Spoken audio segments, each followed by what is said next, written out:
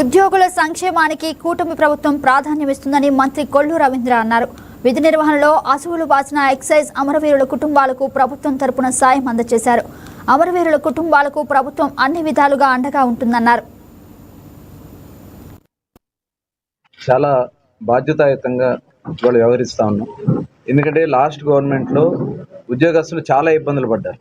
ఆ రోజున మొట్టమొదట రాష్ట్రంలో గళమెత్తి బయటకు వచ్చింది కూడా ఉద్యోగస్తులే. ప్రధానంగా ఆ రోజున ఎక్సైజ్ డిపార్ట్మెంట్నే 2 ముక్కలు చేశారు. చాలా ఇబ్బందులు పడ్డారు, చాలా కష్టాలు పడ్డారు. మరి అటువంటిది కూటమి ప్రభుత్వం వచ్చిన తర్వాత అటు డిపార్ట్మెంట్ని ఒకటి చేయటమే కాకుండా వారి సంక్షేమం కోసం కూడా ఈరోజు నిరంతరం మేము ఈ ప్రభుత్వం కట్టుబడి ఉంది.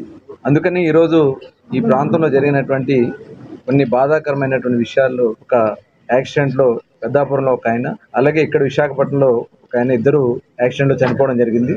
వారి కుటుంబాలకి మేము అండగా ఉండామనే దానికోసం ఇక్కడ రావడం జరిగింది. మరి ఈ సందర్భంలో పార్లమెంట్ సభ్యులు భరత్ గారు, అలాగే గౌరవ శాసనసభ్యులు వెల్లపూడి రామకృష్ణ గారు, కమిషనర్ గారు శ్రీధర్ గారు, అలాగే ఎన్ఫోర్స్మెంట్ డైరెక్టర్ రాహుల్ దేవ్ శర్మ గారు, అలాగే ఎక్సైజ్ డిపార్ట్మెంట్ సిబ్బంది అందరూ కూడా కలిసి ఈరోజు ఇక్కడ వారికి సత్యనారాయణ, ఎంవివి సత్యనారాయణ అని చెప్పి ఏఏవి సత్యనారాయణ, ఆయన యాక్సిడెంట్లో చనిపోవడం జరిగింది.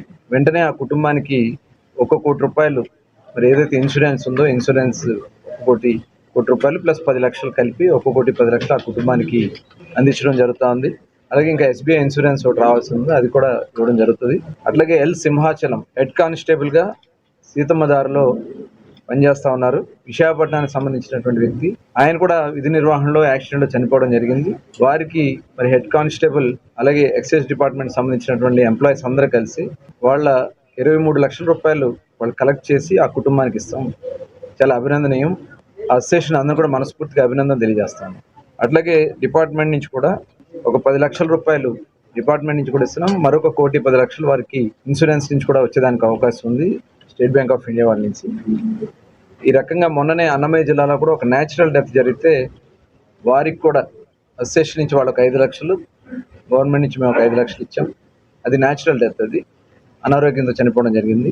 వారికి ఒక హౌస్ సైట్, అలాగే కలెక్టర్ గారు కూడా మనం ప్రామిస్ చేశారు, ఒక హౌస్ సైట్ ఆ కుటుంబంలో ఒకరికి జాబ్ ఇవ్వడానికి ఆ రోజు చెప్పడం కూడా జరిగింది. అలాగే ఫస్ట్ ఇన్సూరెన్స్ కట్టిన తర్వాత పిచ్చేశ్వరరావు అనే ఆయనకి 1 కోటి 10 లక్షలు సీఎం గారి చేతుల మీదుగా వారికి అందించడం కూడా జరిగింది.